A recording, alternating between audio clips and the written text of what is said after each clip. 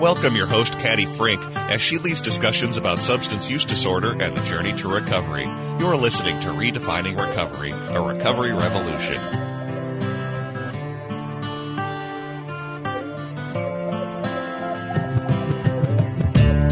Good morning, good day, good hello, how are ya? Here we are at Minnesota Recovery Connections, Redefining Recovery, a recovery revolution. At AM 950 because they are awesome. They've got us on the radio and we're doing magic. So my name is Caddy Frink. I'm your host for Redefining Recovery, Recovery Revolution. Across the table from me is who? My name's Molly Sinclair. Hello, Molly Sinclair. How are you this morning? I'm doing great. Awesome. So before we get our little conversation going, I want to do some special thanks to some of our generous funders and people that we include in our marvelous world, which is the Patrick and Amy Butler Foundation, Otto Bremer Trust, our Family Foundation, the Hardenborough Foundation, along with people who donate to us, people who volunteer for us, people who give us random kind of acts of monetary appreciation. You are marvelous, you are wonderful, and we can use every little shekel you got in your pocket because we're doing amazing work at Minnesota Recovery Connection. So the way we start out the show, Miss Molly, is what's right with you today? Boy, that's an easy question. Okay. If you look outside, spring has finally sprung here in Minnesota, and it's about 70 degrees and sunny outside, and that is such a welcome relief. Oh, I am with you, my friend. My goodness. Ask me what's right with me. What's right with you, Caddy? See, sometimes I got to prompt people, so that there's a little secret sauce going on there. What's right with me is pretty much the same thing. It is gorgeous. It's almost a little too hot, a little too soon, but it's okay. It's okay because hopefully it'll cool down at some point. But no, what's right with me today is I have just had I was off for a couple weeks and we had to do some repeats, and so I've been in this marvelous studio with Brett and with Jennifer and all kinds of marvelous people that work in this AM 950, and I just feel like I'm on fire. I feel like I'm on tap. I feel like I'm engaged in our community, which brings us to sort of part of our conversation today. So we went to a conference last Thursday, Friday? Correct. Thursday, Friday. What was the organization that hosted it? Do you remember? I do. It was the Minnesota Alliance of Recovery Community Organizations, or as they're better known, MARCO. Do you know what MARCO does? They do advocacy, education, and they how would I? They support the peer recovery specialist work that's done at recovery community organizations. So Wendy Joes, my former executive director, I called her boss a lot, was forming this organization, which is really about helping the recovery community organizations of Minnesota band together and be a solid, I'm going to call it a team, because what we really need to do is we need to believe that all of us who are in this nonprofit world are doing amazing work. And so what she's doing is she has part of the organization is vetting new recovery community organizations. I'm sort of part of that team that helps vet them. And then just helping just continue to grow the recovery community organizations that are doing the nonprofit world, because we've got treatment centers, we've got all those other things, but this is another venture.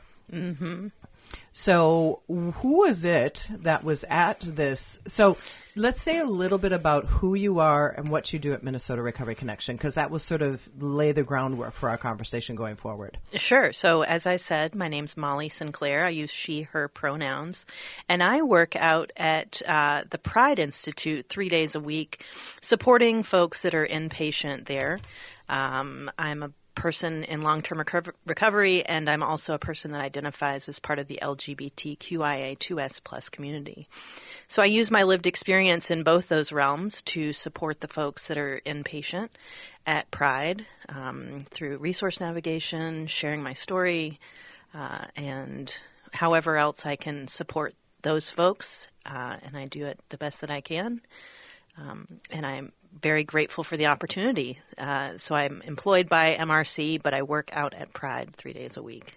So what do you see, quickly before we take our break, and then we'll kind of get into, what do you see is the struggle with not necessarily substance use disorder, but the struggle of the community right now in the LGBTQIA plus community? What are you seeing? What are you feeling as a woman who is part of that community? Well, what I encounter frequently are at Pride in particular is there are a lot of trans folks that need to be seen and heard and recognized in all their humanity.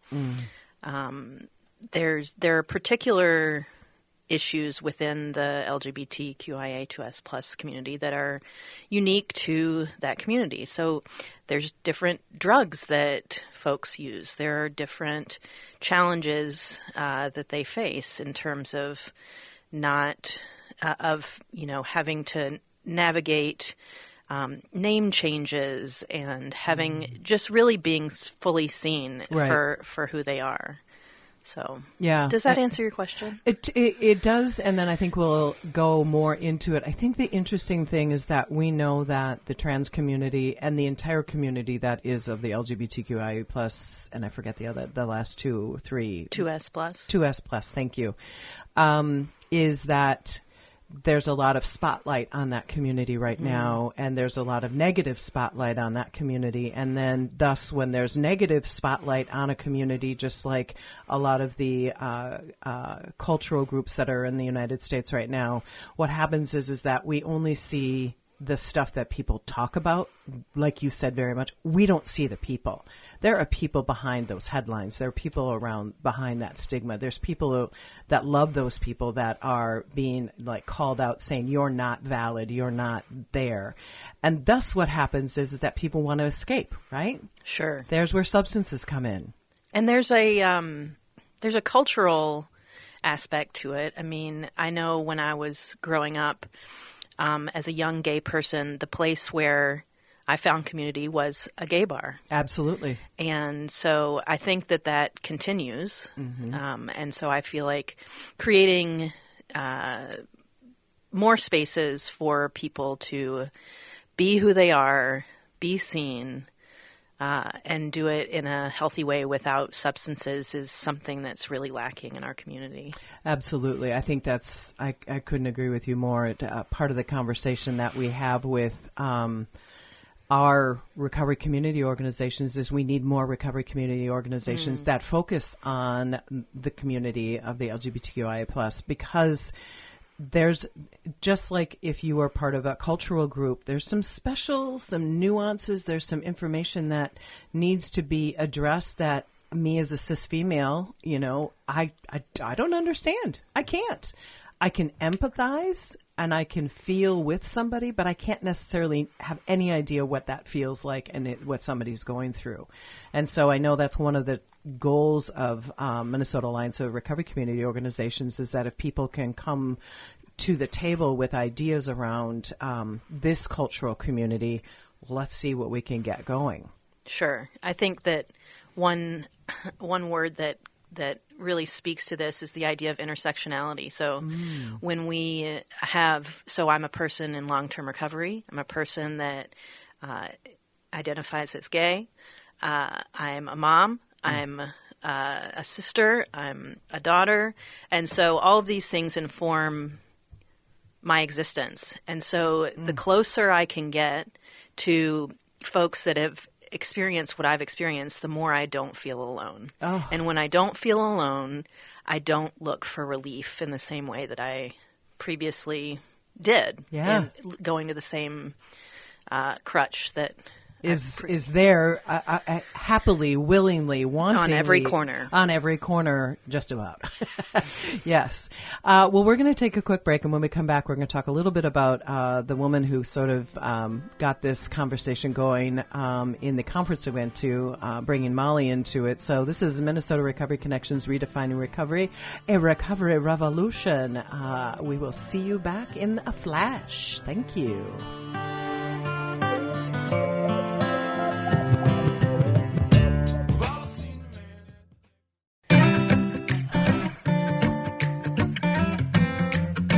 Happy day, happy day. Welcome back to Redefining Recovery, a Recovery Revolution. We are here again, and I have across the desk from me, who? The heavy breather, Molly Sinclair. Heavy breather, Molly Sinclair. So I was just, Molly and I have had a couple of fun times talking about, she gave a heavy sigh at this seminar that we were at last week, and I was like, wow, are you okay? She's like, I was just breathing, Caddy. And I was like, okay. And so now she just told me that you have a Deviated septum. So that makes it all sort of complicated up in there? It does. Okay. So she loves to breathe, and I love that. So that's good. So we walked away from our first 10 minutes, and we're coming back. And part of the reason why I have Molly in here is because we had this conference last week from Minnesota Alliance of Recovery Community Organizations, and we had a woman by the name of Danielle. How do you pronounce her last name? Bonanno. And she is a incredible woman who identifies as she, they, and she's a transgender woman. I think I'm saying that all correct. Correct me if I'm wrong. I think you're right. Okay, thank you. And she just like made my eyes pop out of my head about all of her conversation about her story and how she became the woman that she is, but then spoke a lot about substance use disorder in the whole community. And so Molly works at Pride Institute doing certified peer recovery specialist work. And so we talk a lot about different communities that are affected by substance use disorder. And I think what I want to do is highlight that we have a very big spotlight negatively on the LGBTQIA+, particularly the trans community. And what I took away from Danielle's conversation is that she just wants to be seen as the woman that she is. And she said she's loud. What did she say? She's loud, nasty, gets in your face. What was it, Molly? I can't remember the exact words. But it was all about that. Because Yeah. I remember there's a woman in the audience that says, I can be loud and obnoxious too. And Yeah. we're like, yeah. People accuse people like us of being too much sometimes, and I like to reply back to people that I'm just the right amount. We all have a voice in our substance use disorder. We all have a voice in the life that we live. We all have a voice on who we are. It is important to have a strong voice. And those who oppose people that don't meet their criteria, you know what? Maybe quiet down and listen a little bit more. So you've been working at Pride Institute now for how long? Couple of months.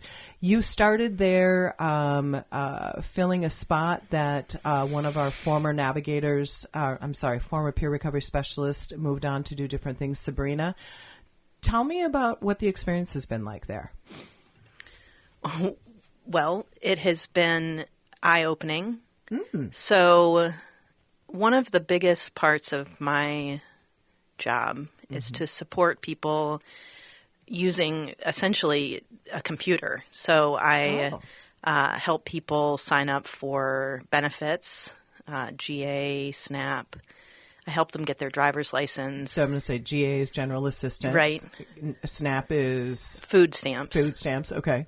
And help them get their driver's license, help them explore different meetings around town that they might be interested in going to, whether that's a SMART meeting, whether that's a 12-step meeting, Recovery Dharma. There's all kinds of self-help groups that meet different people's needs. So we explore that together.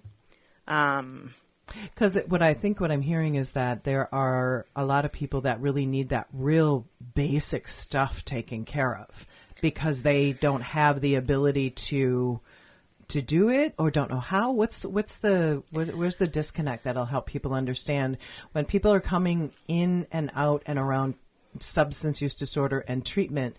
There's a lot of support they need, right? Right. And a lot of folks come into treatment, they don't have a birth certificate, they don't have a driver's license, they don't have a social security card. And one thing I've learned quickly is that to get any one of those things, you need one of the other things. And so starting from square one is a big challenge and can be really overwhelming for folks. So coming alongside someone and supporting them in getting those things that they might not have had because maybe they were currently without housing. So where are you going to keep those things? Maybe they're estranged from their parents. So, mom's got the birth certificate. Well, if mom's not talking to you, then it's going to be hard to get those important documents. And essential documents. I mean, really essential documents. Interesting, and I think that's a really important point for all communities of individuals that struggle with substance use disorder. When your life falls apart, all these intricate documents and things just might go missing. And if they're gone, you're like you said, you can't do stuff. Right. So helping them sign up for these services is really that's the initial step that you're coming in and doing. Yep. Doing a lot of filling out forms. And so, there's that brings up a particular issue that comes up in the trans community. Filling out paperwork with someone's, they call it their dead name. Which is what? Which is the name that they were given at birth. And now they're identifying as somebody, they're identifying as their whole person, but that person has a different name, correct? Right. Okay. And so it's really, it's a sensitive topic I have to tread lightly and be willing to learn a lot and be open to feedback on how people want to deal with that issue. So maybe they were given a name at birth. They don't identify with that name anymore, but they still need to apply for benefits. Well, because of the way the system's set up, they have to use that birth name in order to get certain things processed. Yeah. And that can be a sensitive topic. Totally sensitive topic. Well, it's interesting. One of the last classes that I had at our office, there was a gentleman by the name of Terry, and he went by TJ. And I said, one is I'm going to use the term legal name, and then he goes by TJ, and the reason why he goes by TJ is because Terry was his substance use disorder name. That was the name that he used when he was out on the streets doing things he wasn't proud of, being a potentially unhealthy, unpopular human. And so he said, I really want to go by TJ. And I said, that's great. So what I do many times, and I've done this for other individuals, both in the LGBTQ community or people who have just changed their names because that name that they went by for so many years doesn't identify who they are. So I make 2 certificates. One is legal because that has to go to all the various organizations like you're talking about. And then I print them off another one that has the name that they are going to put up in their cube or their workspace that says, hey, this is who I am and this is the class that I've taken and this is who I am. And I think it's really important when we see people for how they want to be seen. Yeah, the name thing can be so loaded. Like you said, with someone that identified with one name being part of their using identity, but with someone in the trans community, there might be a lot of trauma that's attached to their birth name, not being seen for so long and having to go back to that. So it can be really loaded when you're forced to go by a name that you no longer identify with. Yeah, it doesn't fit you anymore. Right. Do you have within the community at Pride Institute, one of the identifiers that I think is important to mention is two-spirited individuals? Do you have some folks that you're working with that are, and maybe you can identify what a two-spirited person means? I have, and I think those folks generally identify as belonging to a Native American community, and there is a tradition in the Native American community of celebrating folks that identify both with the female and male energies that permeate our world. And I'm not an expert in this, so no. I'm sort of, I don't want to misspeak. Well, we're doing our best without having somebody here, but I think it's important because I think there's that fluidity in individuals outside of the Native American community as well. You know, people who are, either bi or go sort of like they, them. They're people who just sort of feel the world from like as a whole experience versus having to gender themselves. Would that be somewhat accurate? I think so, but I think the important part of the two-spirited idea, idea is not the right word for it, but identity? Yeah, is how it's celebrated in a way that it is not, I think, in our culture. Thank you. Yes, that is, yes. In the Native American community, as I understand it as well, it's a very honored space. Right. They are held at truly at a higher level, along with maybe some of the elders in the community. They're part of this greater group that are seen and identified and admired because they see things from both perspectives. But you're right, from the lens of the normal world, somebody who sort of has both those attributes and lives in a world where it's fluid, it isn't as seen and understood. Yeah, our culture, I think, really values putting people into boxes and having them fit neatly into those boxes. And when people start busting out of those boxes, it confuses people, and they want to put them back in. They want to make them fit into those boxes. And I certainly can relate to that as a lesbian woman. When I was younger, I was made fun of for not wearing the right clothes and for not being girly enough. So I really appreciate that there is value given to the two-spirited folks. Right. In a way that is not celebrated in our normal culture. Say more a little bit about your story in terms of where because I remember when we were at this conference, you told the story about the teacher who called you out for wearing. Tell that story because that impacted the rest of, maybe not the rest of your life, but it impacted part of your life. I think that's an important story for anybody who's listening who might be has a individual in their life, has a child in their life, has a young person in their life that's sort of trying to figure out who they are. There's a lot more opportunity for personal discovery now that the box is now open, so to speak, like you said. And so maybe explain that story that you shared at the conference and the impact and what that might, how we can see that as dangerous almost. Sure. So when I was in the third grade, so the question that prompted the story was about when we first recognized or noticed our gender. When we first realized that we were whatever we were. Right. And the story that came to mind for me was when I was in the third grade.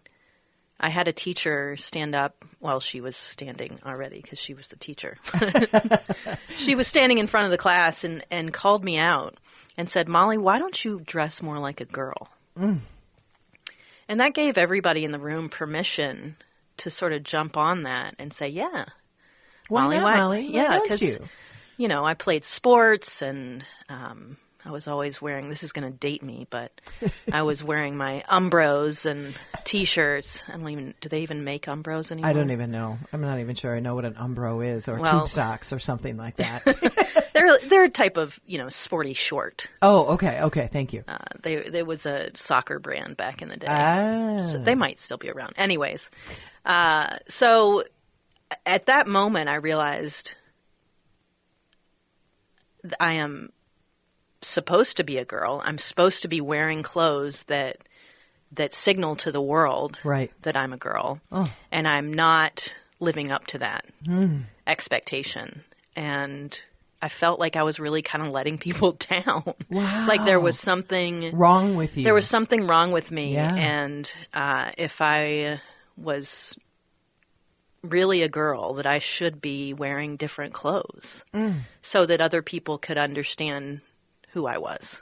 Oh, my goodness. That's really... And so was there an impact from that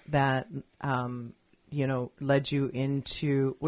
substance use disorder comes in so many different flavors and ways, and how we see one another or see ourselves and how we sort of move through society. And so you were sort of given this label that kind of probably laid inside your head for a long time, that I'm not girly enough, I'm not this, I'm not that. And then all of a sudden you're identifying like, I am female, but I also am a person.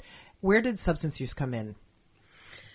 Well, I think that there was this sense, this need for belonging. Belonging, yeah. So I was not only told did I not look enough or dress like a girl enough, but I was often told I was too much. I talked too much. I acted out. All of my report cards had a check mark next to refrain from excessive talking. So isn't learning about talking and understanding things? My goodness. Well, not for. I think part of it is that people expect, at least when I was growing up, for girls to be quieter, more well behaved, demure. Right. Not being leaders, not being seen and not heard. Mm-hmm. And I think that was sort of an expectation for children in general, but more so for girls. Girls, yeah. So this idea of belonging, there's this idea that I think a lot of people with substance use disorder can identify with, which is feeling alone in a crowded room, and never feeling seen or understood or fitting in, right?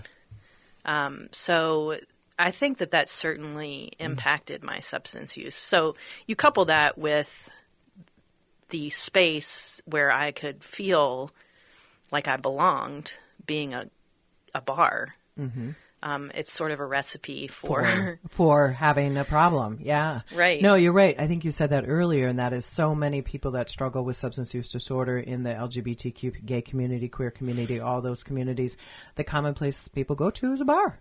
I mean, I hung out at all the bars back in the day. I was at First Avenue and then the Saloon and then the 90s and then the Saloon and then the 90s and First Avenue, because I just kind of played with everybody in the sandbox.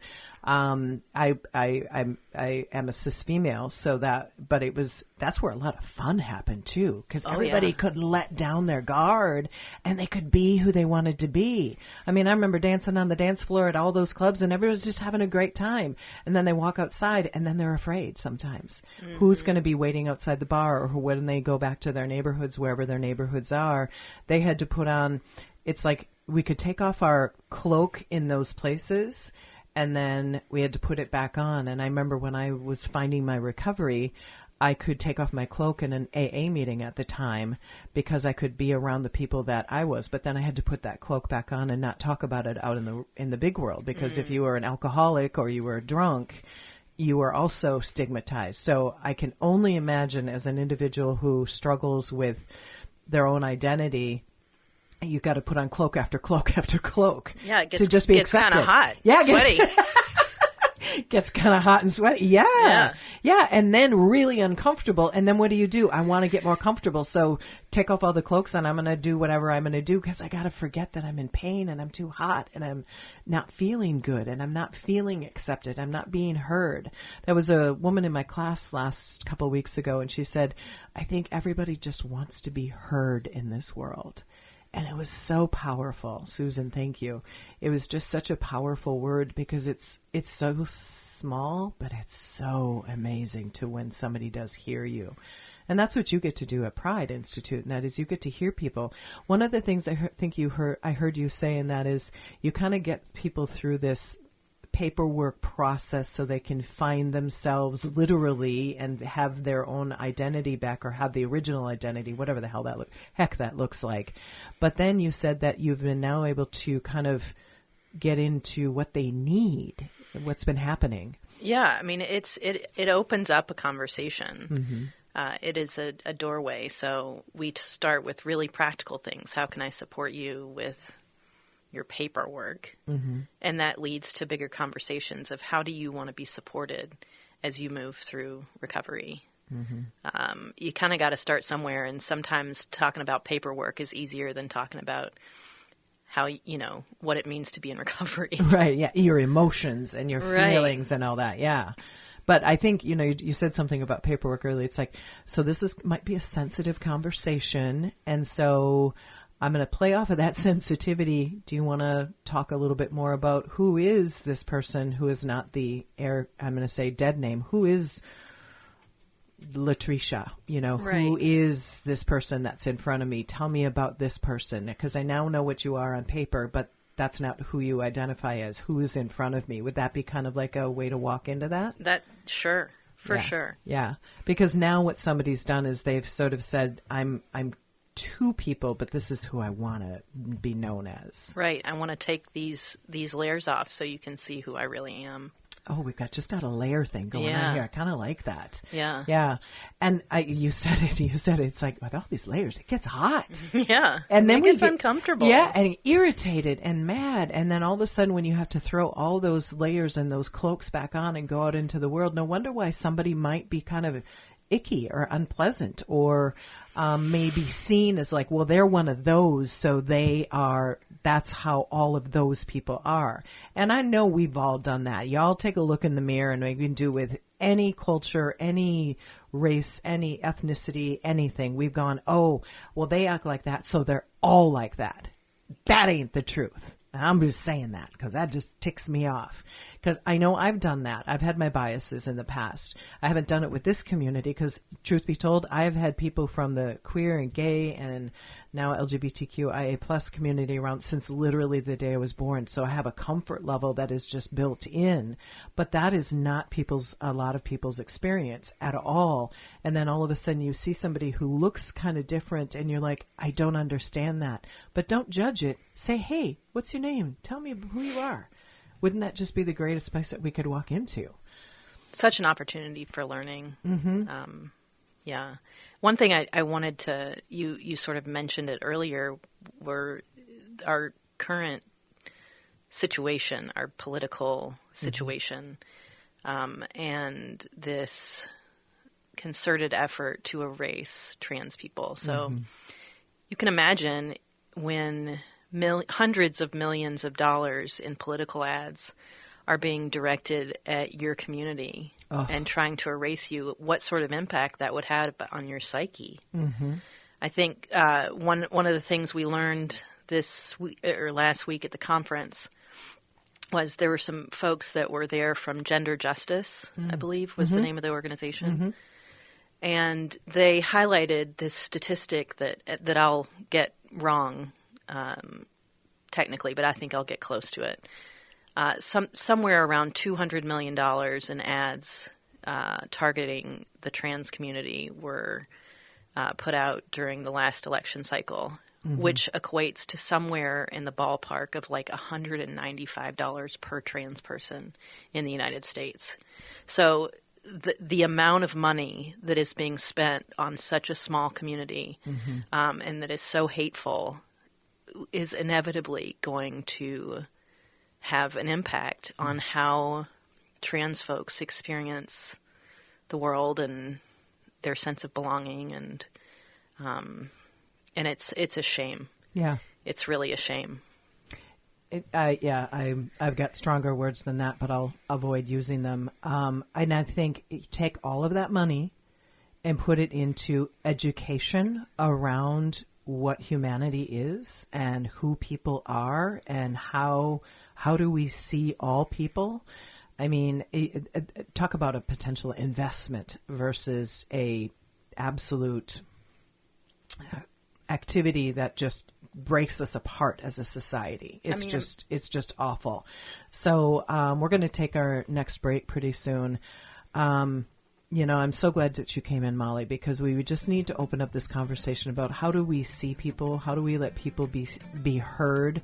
How do we just shut up and listen? And you see a they, them name tag and don't go, what's that? Say, hi, human, who are you? I'd like to meet you.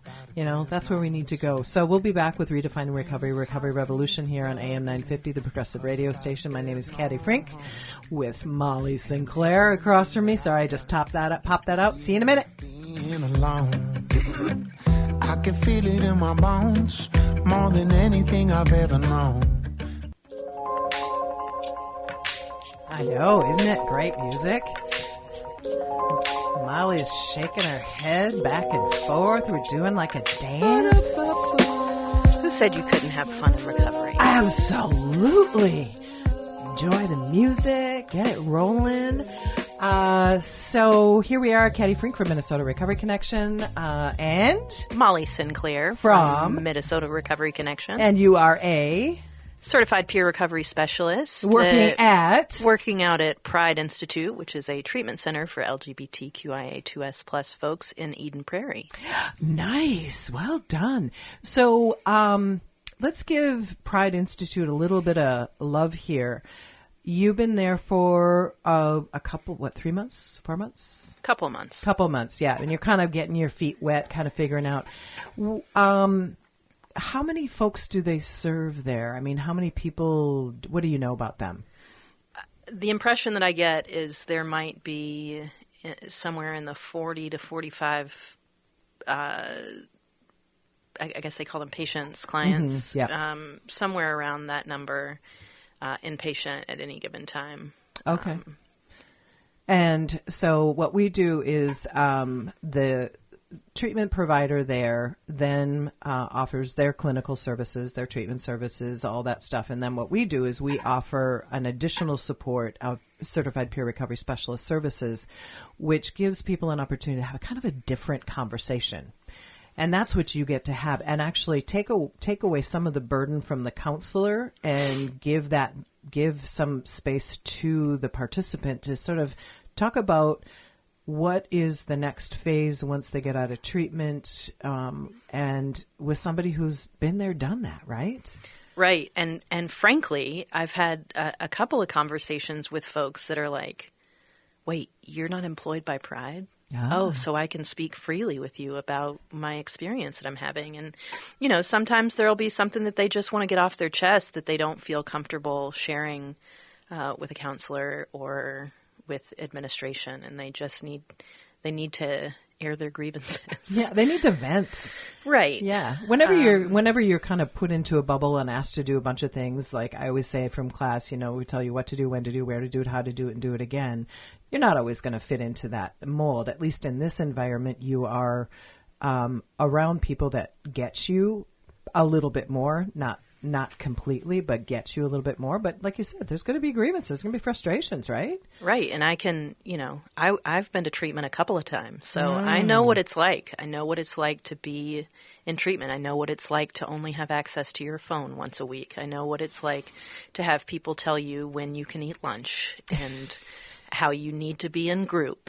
And, you get therapized in all kinds of every which way. Yes. You're getting your brain picked and prodded all day long, and sometimes it gets kind of exhausting, and you just need somebody that's not in that world necessarily, but that gets it, just to hear you. Yeah, just to hear you. Gosh. And not try to solve it. Totally. I mean, we say in our world, and that is, our job is not to fix people. It's not to tell them what they should do. It's to hear them and give them an opportunity to be. And you can be crabby, you can be happy, you can be complaining. But at the same time, we're always going to work on, you can be crabby, you can be complaining, you can be happy. And then what do we want to do to support you to move you forward? Because once you get out of this little bubble, then there's a whole world out there. And that transition can be uncomfortable. Having never gone to treatment, I don't know that world. I've listened, but I don't know what it's like to be contained other than when I was in the workhouse for a very short period of time. And I didn't like that very much either. And that was a short period of time. So you have this incredible ability to have that lived experience of being in treatment at some point or a couple points, identifying with people who are marginalized in our community anyway. And then this whole substance use disorder, this addiction thing, toss that on, and it's like, it could be a bonfire or it could be an opportunity to light a personal fire. Ooh, I like that. I just came up with that, folks. That was pretty good. So give us a success story, that's because you haven't been there very long, but tell us a story about a human that kind of went, oh, or huh. Can you come up with one? I can come up with a story of somebody that has had a reuse, but came back to Pride. Ooh. And wanted to meet with me because they felt like, I knew their story, I knew their history, and they didn't want to hash that out again. They knew that I was a safe person. And so while that's not a great success story, it may very well be down the road because I think that's a total success. Yeah. So I think developing relationships with folks and having them establish some trust and feel comfortable coming back to me, it makes me feel like I'm doing something okay. Very right. Well, I think the other thing that speaks to, and that is anybody who's got somebody that they love out there, whatever community you belong to, whatever culture you belong to, somebody's going to go through either treatment or find their recovery for a period of time and potentially have a reuse. And guess what? If you've established a relationship with somebody that you trust or you feel like you can trust, rather than continue that use or that abuse of the substances because you're trying to escape from maybe something that went on in your life or you got in a bad mental space, if you've got somebody to go back to and say, hey, you know what, Mal, can I sit down and talk to you? Yeah, I'm back in treatment again, but I'm here because you made a difference. Well, that brings up this idea of shame for me, which I think kept me sick for so long. So shame about being gay, shame about having reuse be a part of my story, and confronting that and realizing that I'm not the worst. All of the time that I had before is not erased. I'm not starting from day one again. Yeah. There are plenty of things that I've learned along the way that are going to help me be more successful the next time. So shame, I think, is such a huge piece of what keeps folks in active use because they feel like there's no way out. And that is, I was just talking to my guy last night in the backyard about some shame that I still carry. I mean, I've been in recovery for like 24 years, and there's still these little bugaboos that come up in the back of my head about people or things or situations that just, they come flaring up. And I'm like, okay, where'd you come from? But it makes me feel kind of down for a little bit, and then I sort of kind of rationalize it a little bit and kind of say, you're doing okay, Caddy. You're doing okay. You're doing fine. And I think there's regrets and shame that every human on this planet runs around with. But when we talk about substance use disorder and maybe some of the actions or activities we did in the past, it can hold us hostage. Absolutely hold us hostage. And like you said, it's sometimes you can't get out of your own paper bag because you just want to close that bad boy up. Right. And I think hope is something that we get to give people. So just by existing and leading by example. Yeah. Existing in the world and showing people, hey, I've been through this too, and I promise you there's a way out. There is a way out. May not be easy. Right. May not be easy. Well, Molly, gosh, this was a fast conversation, a fast hour. Thank you for coming. Thank you for working with us at Minnesota Recovery Connection, working with a specific community, but being the amazing human that you are. I greatly appreciate you. Thank you for listening to Redefining Recovery, a recovery revolution here on AM 950. Minnesota Recovery Connection appreciates anybody who wants to listen to this program, share this program. Molly, say goodbye to the folks. Goodbye, everybody. Thanks for listening. Hey! So everybody have a marvelous day. We'll catch you on another show. And enjoy, if you're in the Midwest, enjoy this beautiful weather we got going on. Thank you.